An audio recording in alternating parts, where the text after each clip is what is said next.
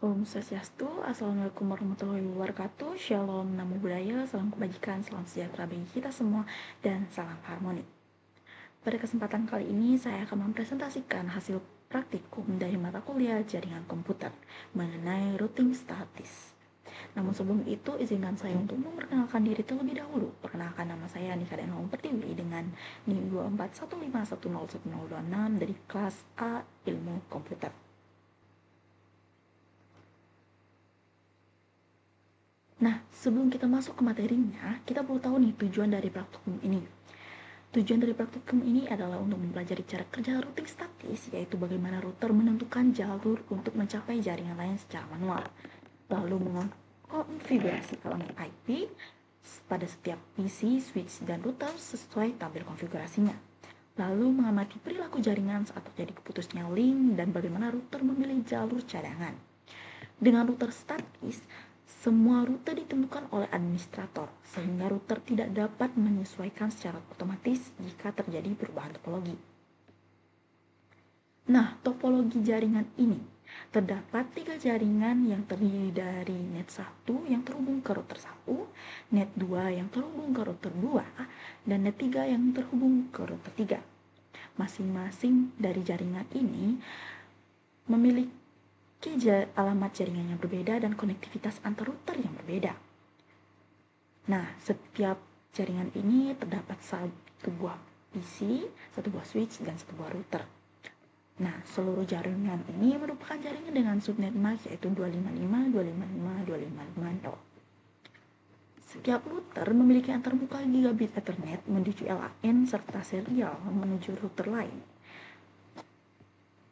Nah, pada skenario utama, jalur komunikasi dibagi menjadi 2, yaitu jalur utama yang terdiri dari R1, R2, dan R3, lalu untuk jalur cadangan yaitu dari R1 ke R3.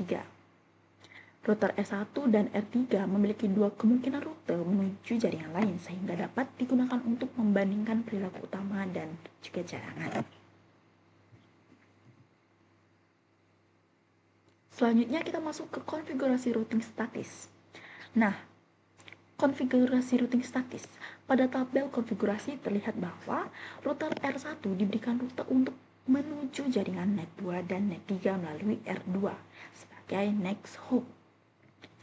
Lalu untuk router 3 juga mengarah ke jaringan net 1 dan net 2 melalui R2. Sementara jalur cadangan dibuat melalui rute tambahan yang mengarah langsung dari R1 ke R3 dan sebaliknya.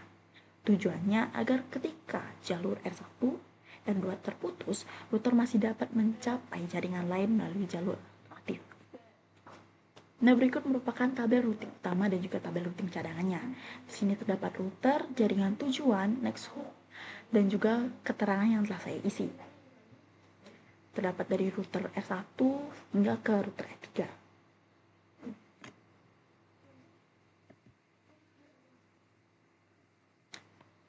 Nah, kita masuk ke simulasi pertama, yaitu pengujian jalur utama. Pada pengujian jalur utama ini, kita melakukan ping menggunakan command probe, di mana saya melakukan ping antara PC1 ke PC2 dan PC3, lalu PC2 ke PC1 dan PC3, lalu PC3 ke PC1 dan PC2. Hasil ping semua ini yaitu reply, yang artinya rute utama melalui R1, R2, R3 bekerja dengan baik.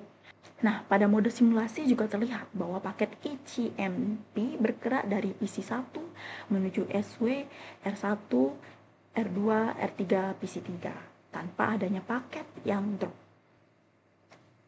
Nah, selanjutnya kita masuk ke simulasi kedua, yaitu pemutusan R1 dan R2, di mana di sini kita memutuskan kabel dari router 1 ke router 2. Pada simulasi ini, router R1 dan R2 ini sengaja diputus, dan ketika link diputus, paket masih dapat mencapai tujuan melalui jalur cadangan, yaitu R1 ke R2, R1 ke R3, lalu ke R2, dan ke net 2. Nah, berikut merupakan hasil ping dari pemutusan R1 dan R2, yang dimana semua hasilnya yaitu reply atau berhasil dengan baik. Dan berikut merupakan simulation panel yang terlihat paket ICMP dialihkan melalui R3 sebelum kembali menuju tujuan. Hal ini menunjukkan bahwa routing cadangan telah dikonfigurasi dengan benar dan dapat mengambil alih ketika jalur utama gagal. Nah, setelah kita memutuskan R1 dan R2, kita menyambungkan kembali R1 dan R2 tersebut dan memutuskan R2 dan R3. Di mana untuk simulasi kedua ini, setelah dilakukan ping menggunakan command prompt, hasilnya itu semua menunjukkan reply, yang artinya semua berhasil dengan baik. Nah, berikut pula hasil dari simulation panel dari simulasi 2, di mana penyambungan R1 dan R2 dan pemutusan R2 ke R3. Di sini terlihat bahwa paket ICMP ini dikirimkan dengan baik dan berhasil. Baik, itu tadi merupakan pemaparan saya mengenai hasil praktikum yang telah saya lakukan. Di sini dapat saya simpulkan bahwa routing statis dapat bekerja dengan stabil selama konfigurasi rute dilakukan dengan benar. Lalu, router membutuhkan rute cadangan agar komunikasi tetap berjalan saat jalur utama terputus. Dan pengujian ping dan simulation panel menunjukkan perbedaan jalur utama dan jalur cadangan secara jelas. Dengan demikian, praktikum ini berhasil menunjukkan bagaimana jaringan bereaksi terhadap perubahan topologi menggunakan routing statis. Sekian presentasi saya ucapkan terima kasih. Semoga materi ini bermanfaat dan mudah dimengerti. Saya mohon maaf jika ada kesalahan kata yang saya sengaja maupun tidak. Akhir kata saya ucapkan terima kasih dan Om Santi Santi Santi Om. Assalamualaikum warahmatullahi wabarakatuh. Shalom, namo buddhaya, salam kebajikan, salam sejahtera bagi kita semua dan selamat. Terima kasih.